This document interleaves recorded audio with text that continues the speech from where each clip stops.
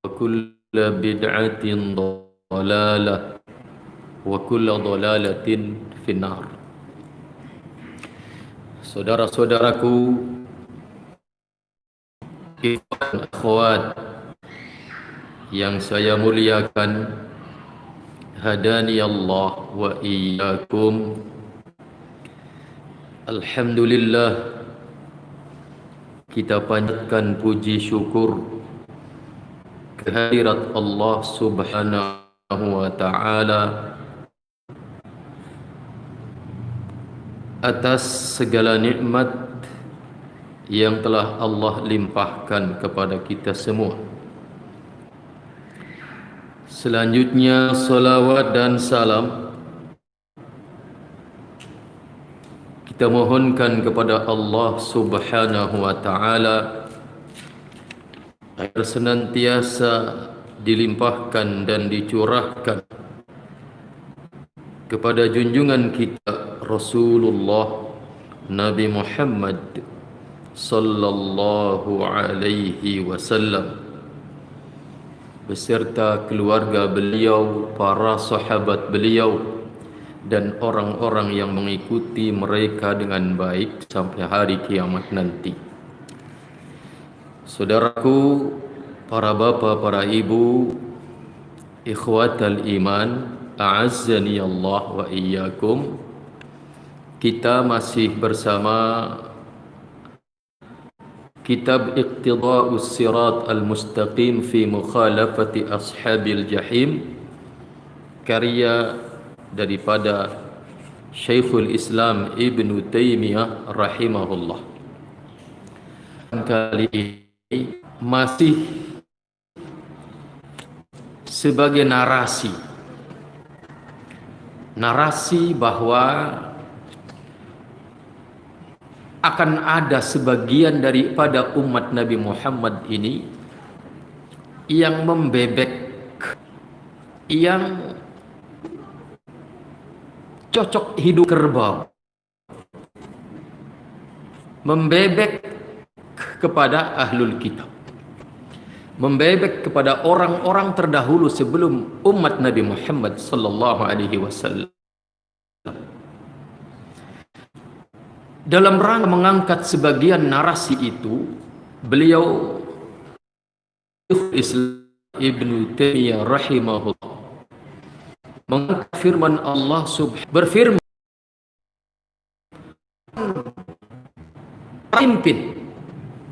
pemimpin pada levelnya masing-masing, bahwa kata mereka, lanattakhidhan alaihim masjidah, terhadap kuburan-kuburan pemuda Ashabul Kahfi ini, kata mereka, akan kami bangun masjid di atasnya. Lanattakhidhanna alaihim masjidah. Berangkat dari ayat ini, Syekhul Islam Ibn Taymiyah rahimahullah berkata, fakana ad-dallun, ad-dallun di sini adalah an-nasara, orang-orang Nasrani. Inilah tafsir daripada surat Al-Fatihah, daripada ghairil maghdub waladdallin. Al-maghdub alaihim adalah al-yahud, waddallin adalah orang-orang Nasara. Syekhul Islam Ibn Taymiyah rahimahullah berangkat dari ayat ini, ayat 21 surat Al-Kahfi, beliau berkata, fakana ad-dallun, maka adalah para ad-dallun, orang-orang yang tersesat. Dan kemarin kita sudah mengetahui penjelasan beliau bahwa aslu kufrin nasara, asal daripada sebab kafirannya orang Nasrani itu adalah dia beribadah tanpa ilmu. Ya, maka mereka disebut ad-dallun, orang yang tersesat, karena tidak ada petunjuk bagi mereka. Fakana ad-dallun, maka adalah para dallun, para al-maghdub alaihim, Bahkan orang-orang Yahudi pun yang disebut sebagai al-maghdub alaihim dimurkai atas mereka. Dan kemarin kita sudah mengetahui sebab kufril Yahud, sebab kekafiran orang-orang Yahudi itu adalah apa? Mereka mengetahui al-haq, mengetahui kebenaran, kama ya'rifuna abna'ahum, seperti mereka mengenal anak-anak mereka. Tapi apa? Wala yattabi'unahum, mereka tidak mau mengikutinya. Ikhwatal iman, hadani Allah wa iyyakum. Kata Syekhul Islam Ibn Taimiyah rahimahullah, berangkat dari ayat 21 surat Al-Kahfi, mereka para dhallun, mereka para al-maghdub alaihim yabunal masajid, mereka yabnun, membangun masjid-masjid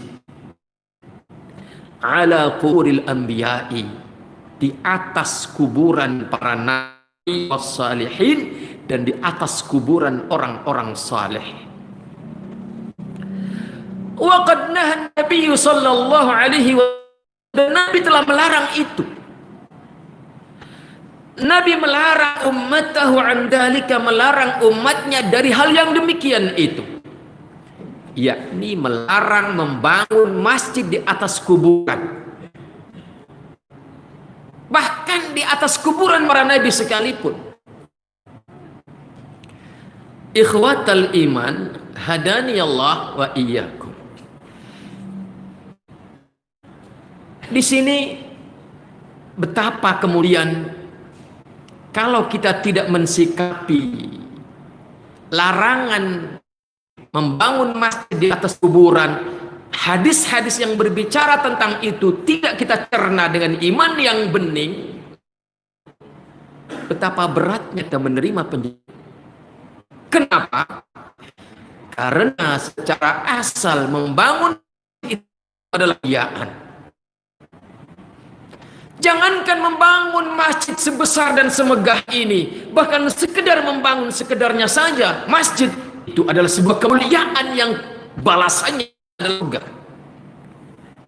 Tiba-tiba kemudian dilarang. Bahkan dalam banyak hadis Rasulullah sallallahu alaihi wasallam, tatkala Ummu Salamah tiba dari Habsyah, Ethiopia, tahan berhijrah pertama sebelum ke Madinah. Kemudian beliau kembali ke Makkah dan kemudian berhijrah ke Madinah. Beliau menceritakan gereja-gereja yang ada di tanah Habasyah itu, bahwa di dalamnya mereka apa? Di sana ada masjid-masjid. Di sana ada gambar-gambar. Di gereja itu masjid tempat mereka ada gambar. Tentu pegunungan. Tentunya gambar para tokoh agama mereka. Apa yang beliau saksikan di tanah Habasyah diceritakan kepada Rasulullah sallallahu alaihi wasallam, dan dikala itu Rasul sedang sakit menuju ajal, sakit menuju wafatnya beliau. Beliau yang sedang dalam keadaan sakit parah mendengar kisah Ummu Salamah terhadap apa yang dia saksikan dari tempat ibadah orang-orang Nasrani yang di dalamnya dipasang gambar-gambar. Apa kata Rasulullah sallallahu alaihi wasallam? Kata Rasul, ulaika idza mata ar-rajulu sawwaru fihi tilka surah, ulaika syirarul khalqi 'inda Allah yaumil qiyamah. Kata Rasul, padahal beliau sedang sakit yang luar biasa. Dikisahkan beliau mengangkat kepalanya dan kemudian idza mata fihim ar-rajulus salih, ketika di tengah mereka orang yang saleh, tentunya tokoh agama mereka, maka kata Rasul, banau ala qabrihi masjidan, mereka bangun di atas kuburannya itu masjid. masjid dan kemudian dipasang gambar-gambar itu. Gambar orang soleh itu, bukan gambar ketek, bukan gambar pegunungan. Kalau gambar orang soleh saja, yang dijelaskan oleh para ulama di antaranya Fadilatul Syekh Ibn Baz rahimahullah, di dalam hadis ini menimpa mereka orang-orang Nasrani dua fitnah. Fitnah apa? Yang kedua fitnah apa? Fitnah gambar. Ikhwatal iman, hadani Allah wa iyyakum. Lihat kemudian apa kata Rasul? Ulaika syirarul khalqi. Mereka itu adalah seburuk makhluk di sisi Allah Subhanahu wa taala kelak di hari kiamat nanti. Iman, hadani Allah wa iyyakum. Lihat ya, perkaranya adalah perkara gambar orang soleh, apalagi cuman gambar antum gitu ya, apalagi cuman gambar kita. Kalau gambar orang soleh yang mereka punya, kalau memandang wajah dia, saya terinspirasi untuk seperti dia. Ini dilarang. Apa dilarang? Nah, ini adalah sebagai tindakan preventif, sadariyah preventif, menutup celah sekecil apapun yang mengarah kepada pengagungan, ghulu fis salihin, berlebihan kepada orang-orang saleh.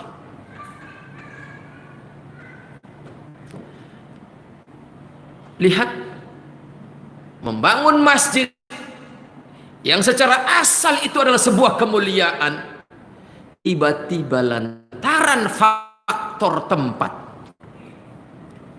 maka pelakunya menjadi seburuk-buruk keburukan, seburuk-buruk makhluk di Allah. Secara asal orang yang membangun masjid adalah secara asal semulia-mulia kemuliaan di antara kemuliaan yang mulia. Tiba-tiba maka pelakunya, perbuatannya dan pelakunya buruk, perbuatan dan pelakunya seburuk-buruk makhluk di sisi Allah Subhanahu wa taala. Saudaraku, ikhwatal iman, hadani Allah wa iyyakum. Membangun masjid di atas kuburan itu bisa dalam pengertian salah satu dari dua pengertian, yakni imma membangun masjid secara fisik atau secara fisik tidak dibangun masjid tetapi kita memperlakukan kuburan seperti masjid. Maka yang manapun perilaku itu, maka pelakunya adalah ulaika syarrul khalqi indallah. Maka mereka adalah seburuk-buruk makhluk di sisi Allah Subhanahu wa taala. Ada sebagian orang yang mengatakan bahwasannya larangan itu adalah apabila terjadi maqasidnya yang al-manhiyah. Sebagian orang mengatakan larangan itu adalah apabila terjadi atau dikhawatirkan diduga kuat akan terjadi al-maqasid asyirkiyah, tujuan-tujuan kemusyrikan. Maka yang rajih adalah, yang benar adalah bahwa terjadi ataupun tidak terjadi itu kemusyrikan, maka sesungguhnya membangun masjid apakah secara fisik atau memperlakukannya seperti masjid, walaupun secara fisik tidak dibangun masjid, maka itu adalah terlarang karena ini. Dan kemudian bahwasannya jalan itu adalah jalan apabila sudah dibangun, maka dia adalah jalan sampai ataupun tidak pelakunya di atas jalan itu kepada tujuan berupa kemusyrikan, maka jalan itu telah dibangun. Maka jangan membangun jalan kemaksiatan, jangan membangun jalan kemusyrikan, karena jalan wasail hukmul maqasid. Sampai ataupun tidak sampai, ketika Anda telah membangun jalan kemusyrikan, maka hukumnya sama dengan kemusyrikan. Kemudian ikhwatal iman, hadani Allah wa iyyakum. Ini juga artinya apa? Ketika Rasul melarang membangun masjid, apakah secara fisik pengertiannya ataukah tidak secara fisik, yakni memperlakukan kuburan seperti masjid, ini artinya apa? Peringatan keras akan betapa terlarangnya beribadah menyembah kepada Allah di sisi kuburan.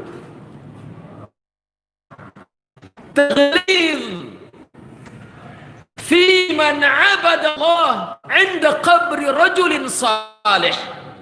Ini taghlid, peringatan yang sangat keras terhadap orang-orang yang menyembah Allah di sisi kuburan. Maka pertanyaannya, fa kaifa biman 'abada hadzal qabr? Maka bagaimana jika kemudian orang itu justru menyembahnya adalah menyembah kuburan? Ikhwatal iman, hadis yang diriwayatkan oleh Al-Imam Abu Hatim di dalam sahihnya dari Ibnu Mas'ud secara marfu', inna min syirarin nasi man tudrikuhumus sa'atu wa hum ahya'u walladzina yattakhidhuna al-qubur masajida. Yang artinya, sesungguhnya di antara seburuk-buruk manusia di sisi Allah di hari kiamat nanti adalah orang yang mendapati hari kiamat sedangkan di dalam keadaan hidup. Usianya dipanjangkan sampai berjumpa dengan hari kiamat itu ditegakkan oleh Allah, maka dia adalah min syirarin nas indallah. Dan yang kedua yaitu walladzina yattakhiduna al-qubura masjid. Orang-orang yang menjadikan kuburan itu sebagai masjid. Apakah secara fisik ataukah secara perilakuan? Maka semua itu adalah apa? Pelakunya adalah min syirarin nas indallah. Maka timbul pertanyaan, lantas kalau begitu apa? Maka ikhwan hadani wa iyyakum, kita hubungannya dengan kuburan itu yang pertama adalah kata Nabi, kuntu nahaitukum kubur fal'ana fazuruha fa innaha tudzakirukumul akhirah. Kata Rasul, dahulu aku melarang kalian dari berziarah kubur, adapun sekarang maka lakukan ziarah kubur, fa innaha tudzakirukumul akhirah. Sesungguhnya dengan berziarah kubur itu akan mengingatkan kalian kepada hari akhirat. Ini fungsi yang pertama, agar kita diingatkan kepada hari akhirat. Sehingga dengan dengan kita ingat kepada hari akhirat itu, kita mempersiapkan bekalnya. Artinya juga ini isyarat, kalau antum sampai hari ini menangisi pergian ibundamu, kalau antum sampai hari ini menangisi kematian ayahandamu karena merasa telah banyak berbuat salah, sementara belum sempat meminta maaf, maka kirimi dia apa yang dia butuhkan di akhirat sana. Dan sebaik-baik yang mereka butuhkan adalah doa terbaik kita dan kiriman pahala, apakah berupa wakaf atau yang lainnya untuk mereka atas nama mereka. Tidak perlu ditangis berkepanjangan. Sebagaimana kita ingin berbaik-baik dengan, akan luntur hatinya, akan memaafkan kita. Kunna hayrukum an ziyaratil qubur. Dahulu aku melarang kalian dari berziarah kubur, adapun sekarang maka lakukan ziarah kubur. Karena dengan berziarah kubur itu akan mengingatkan kalian kepada hari akhirat. Dengan mengingat hari akhirat, diharapkan kita semakin mempersiapkan bekal. Ini yang pertama. Yang kedua, hubungan kita dengan kuburan adalah dalam rangka assalamualaikum ya ahlal kubur, antum salafuna wa nahnu bikum lahiqun insyaallah. As'alullah lana wa lakumul afiyah. Di dalam doa yang diajarkan oleh Rasulullah ini dalam rangka ketika kita berziarah, di sana ada beberapa isyarat bahwasannya sebagaimana kita dengan sesama muslim di dunia ini kita assalamualaikum kepada mereka, maka demikian juga terhadap mereka yang telah meninggal dunia. Maka kalau antum lewat kuburan, entah dalam rangka berolahraga atau jika itu adalah kuburan muslim, sempatkan assalamualaikum ya ahlal kubur. Sempatkan assalamualaikum ya ahlal kubur. Cukup, silahkan kemudian bergegas. Seperti itulah yang dilakukan oleh Abdullah ibn Umar. Setiap kali beliau selesai dari Masjid Nabawi, beliau mendatangi kuburan. Kuburan Rasulullah, assalamualaikum ya Rasulullah, assalamualaikum ya Abu Bakar, assalamualaikum ya Abati, kepada kuburan Umar. Kemudian insarafa. Dan kemudian bagian daripada hubungan kita dengan kuburan adalah dalam rangka apa? Tadi mendoakan. As'alullah lana wa lakumul afiyah. Memintakan al-afiyah kepada Allah Subhanahu wa taala untuk mereka. Apa itu al-afiyah? Yang kata Rasul, sallallahu al-afwa wal afiyah.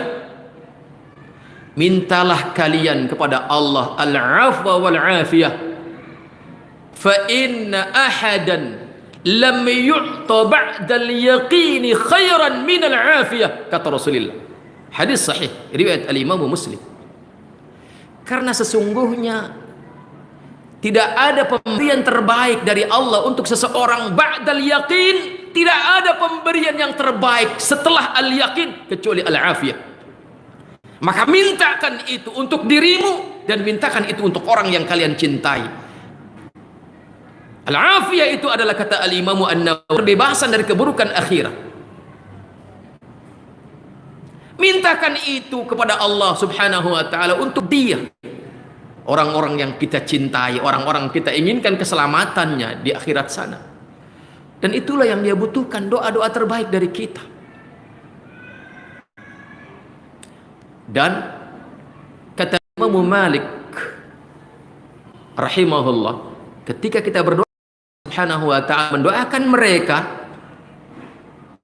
bukan meminta kepada mereka, berdoa kepada Allah, mendoakan mereka para ahli kubur, maka janganlah kuburan itu. Ini kemudian antum berdoa kepada Allah, ya Allah ampuni bapak saya yang sudah dikuburkan di sini. Jangan. Kenapa? Karena tampilan lahiriah semacam ini adalah mirip atau serupa dengan perlakuan orang-orang musyrik yang meminta kepada kuburan. Sedangkan kata Nabi, man tashabbaha biqaumin fahuwa minhum. Barang siapa yang serupa dengan sebuah kaum, maka dia menjadi bagian daripada kaum itu. Maka dalam mereka menghindari keserupaan dengan mereka orang-orang musyrik, maka letakkan kuburan itu di sampingmu dan engkau kepada arah kiblat, tapi posisikan kuburan itu bukan di hadapanmu, sehingga tidak ada terkesan engkau sedang menengadahkan kepada kuburan. Ini walaupun adalah pendapat ulama, tetapi kemana kita akan bertanya kalau bukan kepada ulama? Nasihat siapa yang kita dengarkan kalau bukan nasihat para ulama? Ini hubungan kita dengan kuburan. Yang pertama apa tadi? Mengingatkan kita akan akhirat. Artinya berarti bukan kebalikannya. Betapa banyak orang zaman sekarang ziarah kubur justru bukan untuk mengingatkan dia akan akhirat, tetapi justru dalam rangka mengejar dunia. Masya Allah, saya setelah ziarah itu kuburan, lihat bisnis saya. Masya Allah, saya setelah ziarah kubur dari sini jalan kaki 40 Jumat ke kuburan itu yang jaraknya 40 kilo, jalan kaki 40 Jumat Kliwon. Lihat bisnis saya. Innalillah. Yang kata Nabi, fa innaha tudzakirukumul akhirah. Ziarah kubur itu untuk mengingatkan kalian akan akhirat. Kok kamu malah melupakan akhirat untuk mengedepankan dunia?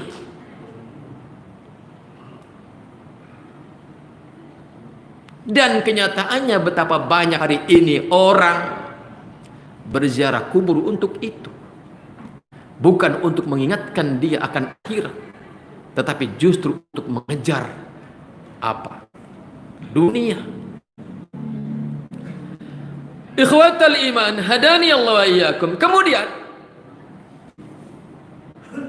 bagian daripada ziarah kubur, bagian daripada hubungan kita dengan kuburan itu adalah berziarah dalam rangka apa? Melepas kerinduan. Karena boleh jadi orang yang dikuburkan di sini adalah dia memiliki masa kenangan-kenangan yang indah. Maka kalau ziarah kuburnya adalah untuk itu, mengenang masa-masa lalu, melepas kerinduan, atau ziarah kuburnya semata hanya untuk mengingatkan kita akan kematian, akan hari akhirat, maka dilakukan di kuburan orang kafir pun tidak mengapa, asalkan tidak memohonkan ampunan kepada Allah untuk si mayit yang kafir itu. Karena kita dilarang memohonkan maghfirah, ampunan kepada Allah untuk mayit yang kafir. Kalau hanya untuk melepas kerinduan karena ada banyak kenangan indah di masa hidupnya orang ini, entah karena ada hubungan kekerabatan atau hubungan emosional yang lainnya, atau ziarah kubur hanya untuk mengingatkan kematian, maka kalau sekedar untuk mengingatkan akhirat, maka ziarah ini dilakukan di kuburan orang kafir pun tidak mengapa. Ini seumpama kuburan siapalah ya, orang kafir, Babahong seumpama. Masya Allah, ini Babahong kemarin masih ngobrol sama saya. Kemarin sore masih ngobrol sama saya, cekek-cekekan ngobrol sambil makan serabi. Tiba-tiba keselak serabi, kemudian qaid dia. Mengambil ibrah, pelajaran. Ya. Mengambil pelajaran bahwasanya kematian bisa datang kapan saja. Ya. Dan dia tidak pernah permisi sebelumnya. Tidak harus menunggu sakit. Ya. Tetapi betapa banyak orang yang secara medis dia sehat. Bahkan dia berada pada puncak kesehatannya, tapi kemudian klesak dia mati. Maka saya suka menghibur diri. Saya sakit, antum sehat. Kalau dari sisi kematian sama-sama mau mati. Tapi kalau dari sisi antum sehat, saya sakit, kalau sama-sama tidak mati, antum yang sehat mau sakit, saya yang sakit mau sehat. Iya kan? Kalau sama-sama tidak mati, orang yang sehat boleh jadi akan sakit, orang yang sedang sakit boleh jadi akan sembuh. Artinya kematian itu tidak perlu melihat apa status medis orang itu. Kematian bisa datang kapan saja. Maka persiapkanlah. Dan ingat, kita akan hal itu. Saat kita akan kematian itu adalah dengan apa? Ziarah kubur. Dan bagian daripada hubungan kita dengan kuburan itu adalah apa? Mengaplikasikan bakti kita kepada orang tua kita, wabil khusus kuburan orang tua kita, sebagaimana dikatakan oleh Syekh Muhammad Jamil Zainu, sebagaimana bukti bakti kita kepada orang tua kita di kala mereka masih hidup, kita mengunjunginya. Dan demikian pula di kala mereka telah meninggal dunia, kita mengunjunginya kalau masih kita tahu alamatnya. Sebagaimana antum ketika kedua orang tua antum masih hidup dan antum tahu alamatnya, kemudian antum tidak pernah mengunjunginya, ini bermasalah antum di mata Allah dan bermasalah antum di mata masyarakat. Maka kunjungilah dia dikala dia masih hidup, Ziarahilah dia dikala dia masih hidup, maka ziarahilah pula dikala dia telah mati meninggalkan dunia ini. Itulah hubungan kita. Ikhwatal iman, hadani Allah wa iyyakum. Maka kalau ada orang ziarah kubur untuk kekayaan, itu bukan dari Rasulullah sallallahu alaihi wasallam. Maka kalau ada orang ziarah kubur, apalagi kuburannya digali, ya, kemudian diambil tali pocongnya, innalillah. Kenapa nggak minta tadi waktu walebek nyobek itu kain kafan? Kenapa nggak minta tadi kamu tuh? Kok repot-repot sampai harus gali-gali kuburan hanya untuk mengambil tali pocong? Ya. Ikhwatal iman, hadani Allah wa iyyakum. Jadi perilaku orang-orang terdahulu adalah terhadap kuburan seperti itu. Kata mereka, lanattakhidanna alaihim masjida. Kami bangun kuburan mereka ini masjid. Dan itu ditiru oleh sebagian umat Nabi Muhammad. Adakah kita seperti itu? Kalau iya, hentikan. Karena pelakunya adalah min syirarin nasi indallah yaumal qiyamah. Pelakunya adalah termasuk seburuk-buruk manusia di sisi Allah di kiamat nanti. Kemudian lanjutkan Syekhul Islam Ibn Taimiyah rahimahullah berkata, "Tsumma inna dhallina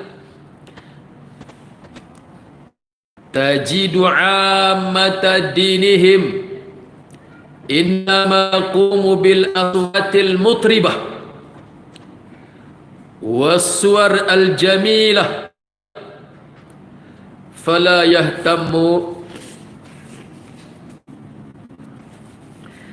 fi amri dinihim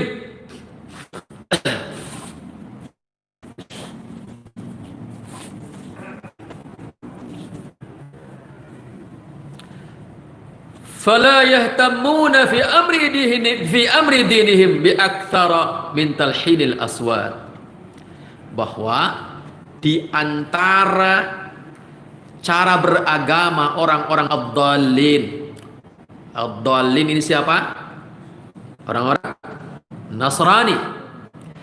Di antara cara beragama yang dominan, cara beragama dominan mereka orang-orang ad-dallin, yaitu orang Nasrani adalah bil aswatil mutribah, ini tegak di atas nyanyian-nyanyian, ya. Tegak di atas nyanyian-nyanyian dengan dalih apa? Beribadah kepada Allah Subhanahu wa ta'ala. Bahkan kemudian nggak kenal waktu.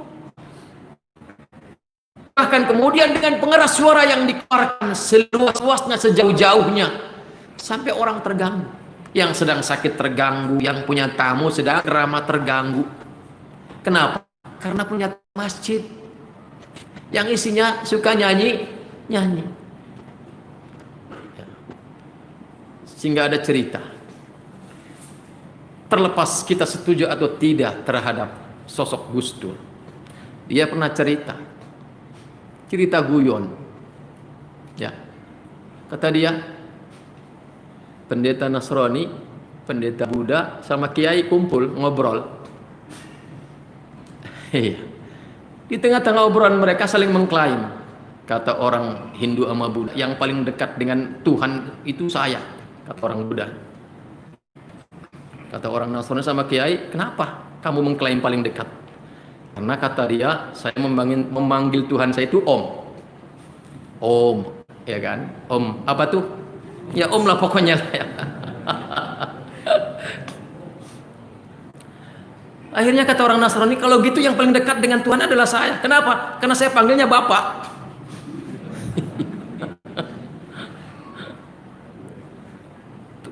Giliran dia bingung.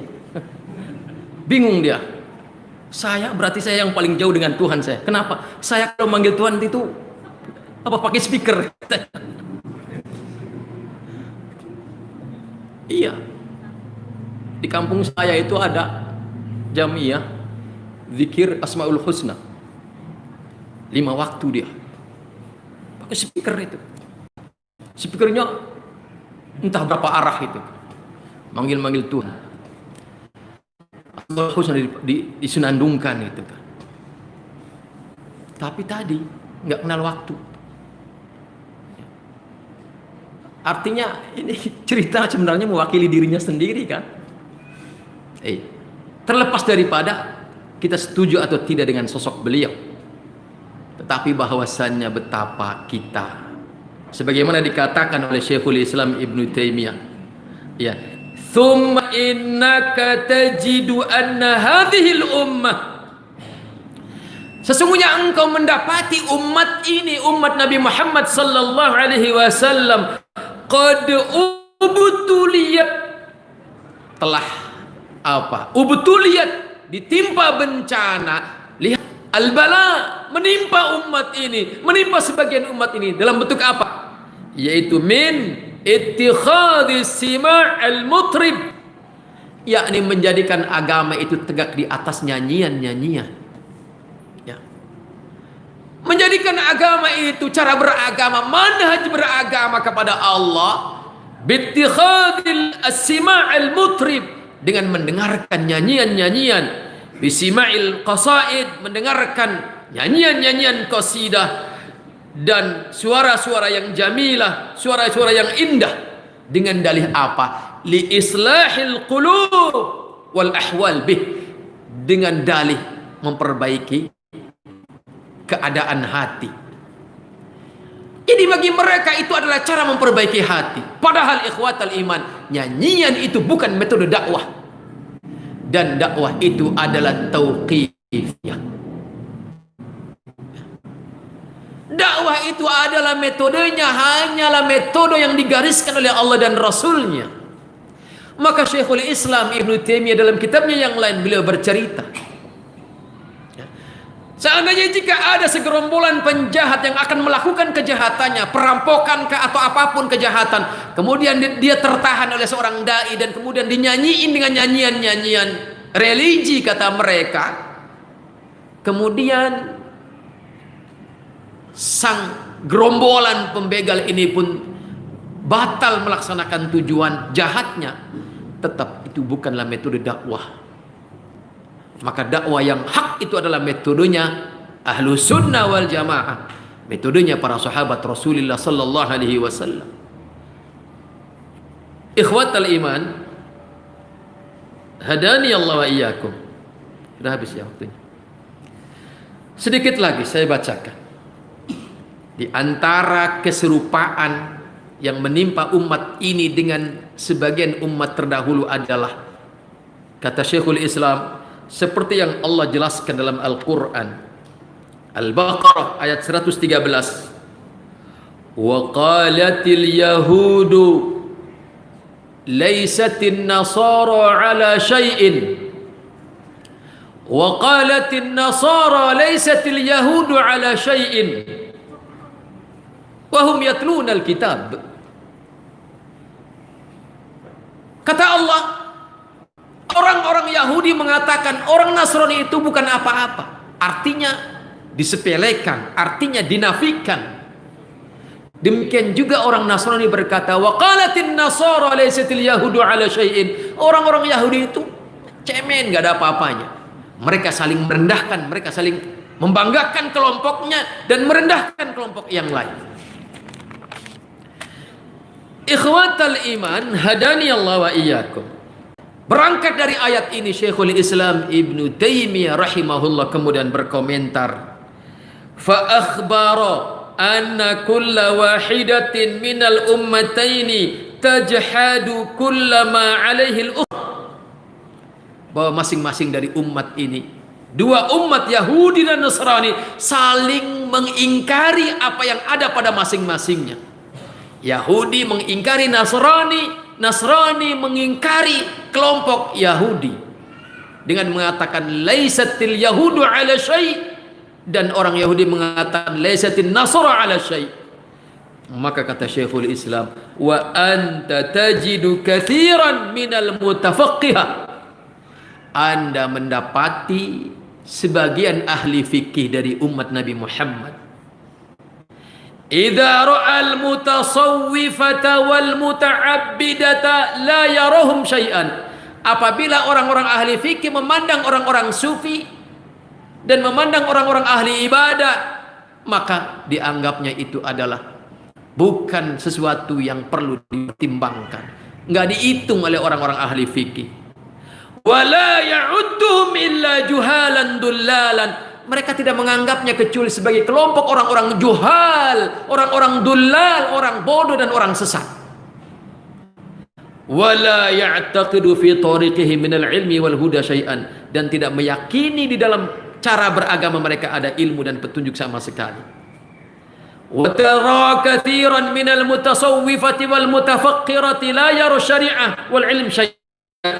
Sebaliknya orang-orang sufi ketika melihat orang-orang ahli syariah, orang-orang mereka tidak akan sampai kepada Allah, hanya mengantarkan kami kepada Allah, saling menafikan. Bal yara annal mutamassika bihima, bahkan orang sufi berpendapat bahwasannya al-mutamassik, orang-orang yang berpegang teguh dengan syariat itu adalah apa?